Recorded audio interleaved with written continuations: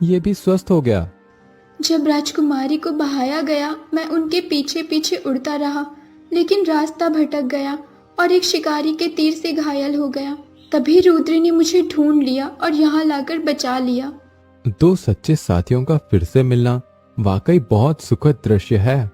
लेकिन राजकुमारी, आपने अब तक पूरी बात नहीं बताई। बताऊंगी, लेकिन उससे पहले आप सबको मेरे साथ मेरे राजमहल चलना होगा। हम राजमहल क्यों जाएं राजकुमारी? आपकी सेवा करना हमारा कर्तव्य था, लेकिन हम वहां नहीं जा सकते। क्यों नहीं जा सकते? हम गरीब लोग हैं, हमारा राजमहल में क्या काम। राजकुमारी, अब आप स्वस्थ हैं, आप अपने महल लौट जाइए। हम अपनी इस छोटी सी झोपड़ी में ही खुश हैं। मैं इस राज्य की राजकुमारी हूँ और मेरा आदेश ही अंतिम होता है। आप सबको मेरे साथ चलना ही होगा। राजकुमारी की आग्रह पर रुद्र और उसका परिवार राजमहल की ओर चल पड़ते हैं।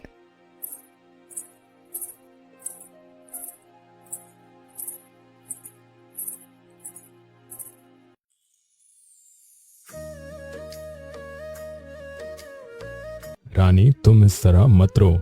हमारे भाग्य में जो लिखा था वही हुआ। हमने कितने ही वैद्यों को बुलाया, लेकिन कोई भी हमारी बेटी को ठीक नहीं कर पाया। इसीलिए मजबूरी में हमें उसे बहाना पड़ा। जिस दिन से हमारी राजकुमारी बिंदु को बहाया गया, उस दिन से उसका प्यारा पक्षी भी कहीं दिखाई नहीं दिया। वो पक्षी हमारी बेटी को बहुत प्रिय था। मेरी इकलौती बेटी, राज्यवंश की इकलौती उत्तराधिकारी, और हम उसे भी सुरक्षित नहीं रख पाए। महाराज, अगर आसपास और अच्छे से खोज करवाई जाए तो शायद कोई सुराग मिल जाए। हमने पहरेदारों से हर जगह खोज करवाई है, नदियों, जंगलों, हर तरफ, लेकिन कोई भी ये नहीं बता पाया कि हमारी बेटी आखिर कहाँ चली गई। हे भगवान, क्या मैं अपनी बेटी को फिर कभी देख भी पाऊंगी? तभी अचानक महल के बाहर से एक पहरेदार दौड़ता हुआ आता है। महाराज, महाराज, कृपया जल्दी बाहर आइए। क्या हुआ प्रहरी? क्या राजकुमारी का कुछ पता चला? महाराज, राजकुमारी लौट आई हैं। क्या कहा तुमने? राजकुमारी लौट आई? हाँ रानी माँ, राजकुमारी पूरी तरह स्वस्थ होकर लौटी हैं और इस समय महल के द्वार पर आपका इंतजार कर रही हैं। महाराज, चलिए, जल्दी चलिए। आज इतने दिनों बाद मैं अपनी बेटी का चेहरा देख पाऊंगी। राजा और रानी बेचैनी और खुशी के साथ महल के द्वार की ओर दौड़ पड़ते हैं। आओ, आओ मेरी बेटी। बिंदु, तुम सच में लौट आई। कितने दिनों बाद आज तुम्हें अपनी आंखों से देख रही हूँ। हाँ माँ, मैं लौट आई हूँ और देखिए, मेरा रोग अब पूरी तरह ठीक हो गया है। सच में मेरी बेटी, मेरी राजकुमारी तो बिल्कुल पहले जैसी हो गई है, स्वस्थ, सुंदर और सुरक्षित। आज मेरी राजकुमारी के स्वस्थ होकर लौटने की खुशी में मैं पूरे राज्य में भोज का आयोजन करूंगा। महाराज, मैं क्षमा चाहूंगा। मैं एक छोटी सी बात पूछना चाहता हूँ। राजकुमारी को इस हालत में बहाया क्यों गया था? आप लोग कौन हैं और यहाँ कैसे पहुँचे? पिताजी, इन्हीं लोगों की वजह से मैं आज जीवित और स्वस्थ आपके सामने खड़ी हूँ। इन्होंने ही मेरी जान बचाई है और मेरे पक्षी को भी। महाराज, देखिए, राजकुमारी का प्रिय पक्षी भी वापस आ गया है। जहाँ राजकुमारी होगी वहाँ उसका साथी भी जरूर होगा। तो तुम लोगों ने मेरी बेटी को नया जीवन दिया है। अब समय आ गया है कि मैं तुम्हें पूरी सच्चाई बताऊं। कुछ समय पहले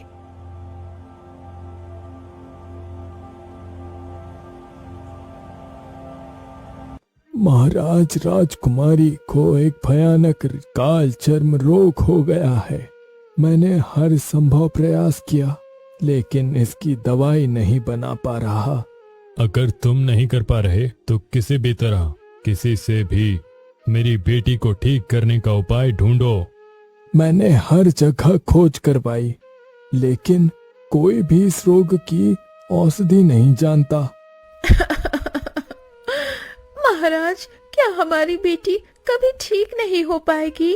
रानी, तुम चिंता मत करो, मैं कोई ना कोई रास्ता जरूर निकालूंगा। महाराज, अब केवल एक ही उपाय बचा है। राजकुमारी को एक केले के तने पर बांधकर नदी में बहा दीजिए। अगर किसी योग्य वैद्य को वो मिल गई तो शायद उनका जीवन बच सके। ये तुम क्या कह रहे हो? मैं अपनी इकलौती बेटी को इस हालत में बहा दूं? और अगर उसे कोई ना मिला तो वो नदी में बहते बहते अपनी अंतिम सांसें लेगी। नहीं तो अगर उन्हें नहीं बहाया गया तो ये रोग पूरे राज्य में फैल जाएगा। हे भगवान, ये कैसी परीक्षा ले रहा है तू? एक तरफ मेरी प्रजा और दूसरी तरफ मेरी अपनी इकलौती बेटी। नहीं महाराज, मेरी बेटी को मुझसे दूर मत कीजिए, मैं उसके बिना जी नहीं पाऊंगी। रानी, अपने दिल को मजबूत करो। हम अपने स्वार्थ के लिए पूरे राज्य को खतरे में नहीं डाल सकते। महाराज, भगवान पर विश्वास रखिए, सब कुछ ठीक हो जाएगा। मंत्री, राजकुमारी को बहाने की व्यवस्था करो। जी महाराज, मैं सभी व्यवस्था करता हूँ। न चाहते हुए भी उस दिन हमें राजकुमारी को बहाना पड़ा। महाराज, मैं समझ सकता हूँ। अगर आपने उस समय राजकुमारी को ना बहाया होता तो राजकुमारी आज आपके पास ना होती। राज्य वैद्य ने बोला था कि राजकुमारी को बचाने का और कोई उपाय नहीं है। केले के तने से बांधकर पानी में बहाना होगा। कोई योग्य वैद्य देखेगा तो वो उसे बचा सकता है। भगवान का भरोसा करके और राज्य वैद्य की बात मानकर हमने अपनी बेटी को पानी में बहा दिया। अब परेशान नहीं हो रानी माँ, भगवान ने राजकुमारी को वापस भेज दिया। मेरे प्रिय पक्षी, तुमने भी तो कम कष्ट नहीं सहा। राजकुमारी बिंदु, तुम्हारे बिना मेरा मन बिल्कुल नहीं लगता। तुमको मैं ऐसे कैसे छोड़ सकता था? ये पंछी कितना प्यारा है, जितना प्यारा है उतनी प्यारी इसकी आवाज है। अगर हम लोगों ने अपने आँख से नहीं देखा होता तो विश्वास भी नहीं कर पाते कि एक पक्षी भी इतना प्यारा हो सकता है। वैद्य जी, आपका बहुत बहुत धन्यवाद। बताइए आपको क्या चाहिए? मैं एक साधारण वैद्य हूँ। मनुष्य को ठीक करना मेरा काम है। धन्यवाद देकर छोटा ना कीजिए महाराज। मेरे पिताजी कहते हैं, जो इंसान किसी मनुष्य के मुसीबत में काम आए वही असली मनुष्य है। सही बोल रहे हो तुम। राजकुमारी को स्वस्थ करके आपके पास ले आए हैं और राजकुमारी जिद भी कर रही थी, इसीलिए हम लोगों को भी आना पड़ा। जिसने मेरी इकलौती संतान को नया जीवन दिया है, उसे मैं खाली हाथ कैसे जाने दे सकता हूँ? महाराज, किसी की जान बचाने के बदले कुछ लेना हम अपना धर्म नहीं मानते। अब हमें आज्ञा दीजिए, हम अपनी कुटिया की ओर लौटना चाहते हैं। कहाँ जाओगे तुम लोग? अब तुम कहीं नहीं जाओगे। राजकुमारी, हम अपने छोटे से घर में ही खुश हैं। हम वहीं लौटना चाहते हैं। कुटिया में क्यों जाओगे? पिताजी, मैं चाहती हूँ कि वैद्य जी, रुद्र और उनकी माता हमारे साथ महल में ही रहे। बहुत अच्छा प्रस्ताव है, मुझे इसमें कोई आपत्ति नहीं। लेकिन मुझे आपत्ति है महाराज। हम किसी का उपकार करके उसके आश्रित नहीं रह सकते। राजकुमारी बिंदु, रुद्र सच्चा इंसान है। वो किसी के अधीन रहना नहीं चाहेगा, तो मैं उसे कैसे रोकूं? पाखी, कुछ ऐसा कहो जिससे वो मना ही ना कर सके। ठीक है, देखते हैं क्या किया जा सकता है। राजकुमारी, क्या तुम कुछ कहना चाहती हो? हाँ पिताजी, जब मुझे बहा दिया गया था तब इन्हीं लोगों ने मुझे सहारा दिया। रुद्र ने दिन रात जागकर मेरी सेवा की और मुझे नया जीवन दिया।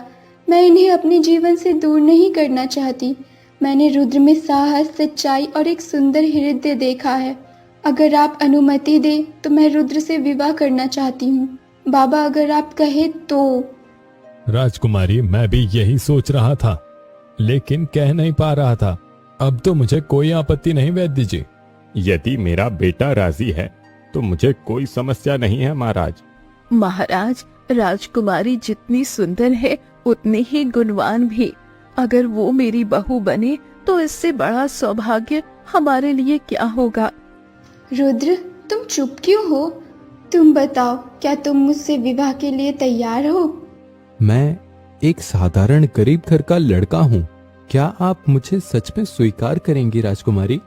जो इंसान अपने बारे में सोचे बिना मेरे लिए इतना कुछ कर सकता है, उसके लिए मैं सब कुछ कर सकती हूँ। तो मैं इस विवाह के लिए तैयार हूँ। मंत्री, तुरंत विवाह की सारी तैयारियां शुरू करो और पूरे राज्य में घोषणा कर दो कि राजकुमारी का विवाह होने जा रहा है। जैसा आपका आदेश महाराज। कुछ ही दिनों में पूरा राज्य उत्सव में डूब जाता है। रुद्र और राजकुमारी बिंदु का विवाह धूमधाम से संपन्न होता है। एक गरीब लेकिन सच्चे दिल वाले युवक का भाग्य अब सच में चमक उठता है।